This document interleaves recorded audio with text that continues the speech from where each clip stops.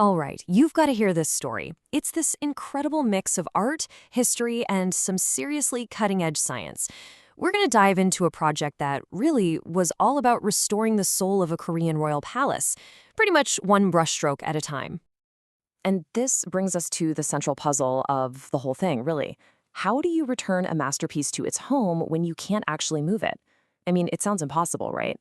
But the solution they came up with is just this brilliant blend of old school tradition and super modern tech. So let's set the scene. We're in Gyeongbokgung Palace in Seoul. And for decades, if you walked into the queen's private quarters, the Gyotaejeon, this is what you'd see. Empty walls.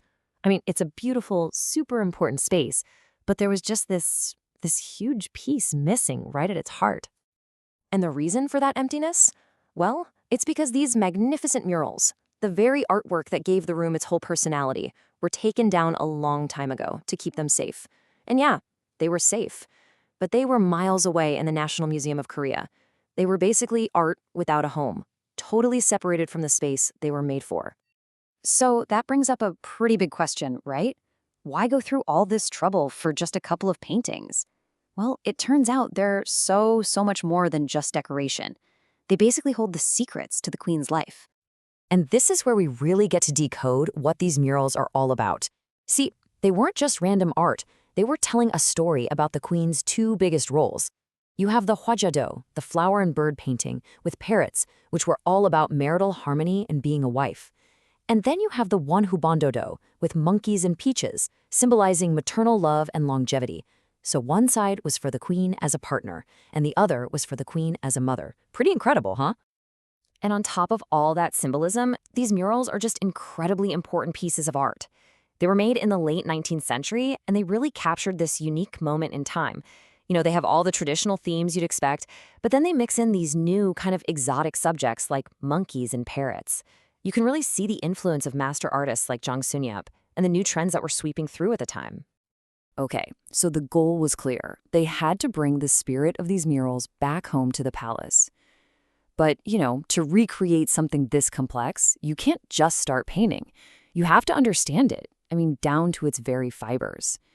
And that's where the science, the real detective work, kicks in. And it all started with this one massive number, 150 million. That's how many pixels were in the camera they used to scan the original murals. We're talking an ultra-high-definition digital version of the art. This basically gave the team a perfect one-to-one digital blueprint to work from. So, with this amazing digital map as their guide, the scientists brought out the big guns. They used something called X-ray fluorescence. Think of it like a fingerprint scanner for the paint, to figure out the exact mineral pigments, like emerald green and even brass powder.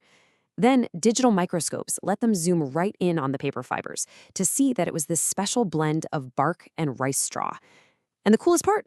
Infrared and X-ray imaging gave them this kind of superpower, letting them see right through the layers of paint to the artist's original hidden sketches underneath. Wild. But here's the really crucial part. What did they do with all that data? The entire project was guided by this Korean concept called Hyeonsang Mosa.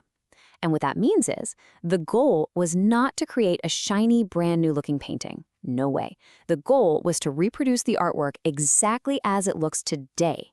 That means including every little bit of fading, the water stains, the cracks, all the history from the last 140 years.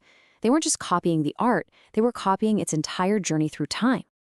All right, so once the scientific blueprint was locked in, the project basically moved from the lab over to the artist's studio.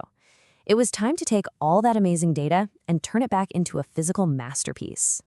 And the artisans followed this super meticulous 5-step process that's just steeped in tradition. First, you have all the scientific analysis and getting the materials, then comes tracing the full-scale design, then the incredibly detailed coloring, then mounting the whole thing on a wooden frame, and finally, of course, the installation back in the palace. Now, that coloring stage, the Jongbon part, that was really the soul of the craftsmanship. This was not just about matching colors from a paint can.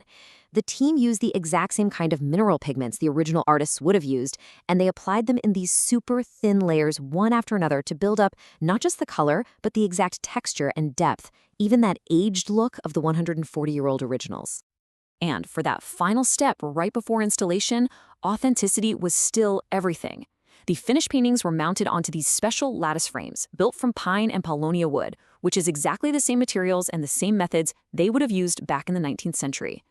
So after months and months of intense scientific work and just incredible artistic dedication, the long journey was finally reaching its end. It was time. Time for the masterpiece to finally return home. And this really gets to the heart of why this whole project is so important.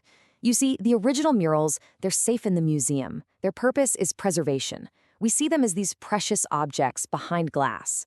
But the replicas, back in the palace, their purpose is revival. They let us experience the art the way it was always meant to be seen, not as an object, but as a whole immersive environment. And so it happened. In December 2024, the whole project came to its incredible conclusion. The completed murals were carefully installed back on the walls of the Gyotaejeon. After being empty for so long, the queen's private quarters were finally whole again. Their stories were alive right there on the walls where they belong.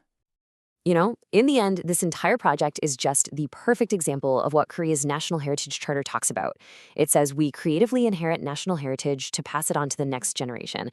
And that's exactly what this is. It's not about just making a copy of the past. It's about creatively inheriting it. By using today's science to breathe life back into yesterday's art, they've made sure that this royal treasure can be experienced by everyone for generations, not just as a relic in a museum case, but as a living, breathing part of the palace itself.